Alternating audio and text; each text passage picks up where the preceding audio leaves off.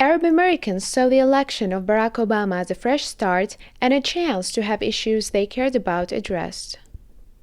The dream of opportunity for all people has not come true for everyone in America, but its promise exists for all who come to our shores. And that includes nearly 7 million American Muslims in our country today, who, by the way, enjoy incomes and educational levels that are higher than the American average. This is a critical election year for Arab Americans. When President Obama spoke in the Arab world, and I think the Arab world was very optimistic, and the Arab American community, but I guess there's myth and there's reality. That's the myth. We haven't really seen great results, and I think that a lot of that is probably because that President Obama, I think he has kind of an inferiority complex of sorts. He's been accused in this country through political rhetoric, of being a Muslim and of being a sympathizer to Muslims and Arabs. And I think that in some ways that's hurt him. So, we've had very, very, very minimal response. He has not really spoken at many Arab American events, at any, since he's been president. Some Arab Americans are choosing to distance themselves from the election season because they don't feel like their voices are being heard. What happened last time is in overwhelming numbers the community voted for President Obama. In the past, we've seen that the community is able to shift its vote from party to party. So in 2000, the vote went overwhelmingly to President Bush because of then Governor Bush, because of promises he had made. So the community is not married to either party.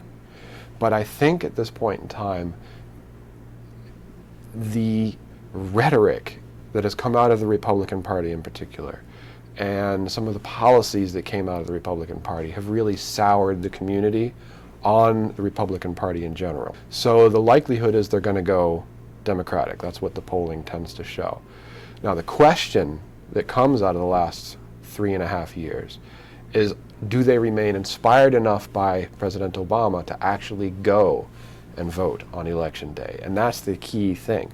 People have to want to support the candidate. And if the unfulfilled promises that we were talking about are what they're looking at, they might not go to the polls that day. And given that, particularly speaking from the Muslim community, we have large numbers in Ohio, Virginia, Florida, 3 of the key battlegrounds for this election, that could actually have a significant impact on the outcome of the election. Arab Americans may feel that many of their concerns are not being addressed, but they need to become more politically engaged if they want that to change. You really have to both deliver votes and money. And I think if other Arab American communities in different states follow suit, I think our situation in the U.S. would improve tremendously.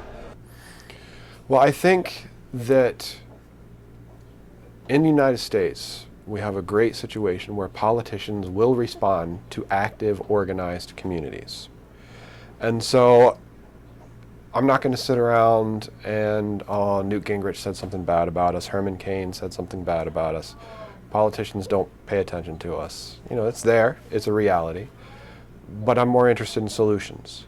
And the solutions are, we need to get our community involved locally, running for precinct captains, becoming nominees to the Democratic or Republican convention, whichever one they're most interested in, running for public office, all the things, donating money to candidates, and then having issues attached to that. When you pursue those steps, evidence from the past shows politicians will pay attention to you. There is uncertainty over the result of the upcoming election, but there is certainty in the fact that if Arab Americans don't vote, their situation will not improve.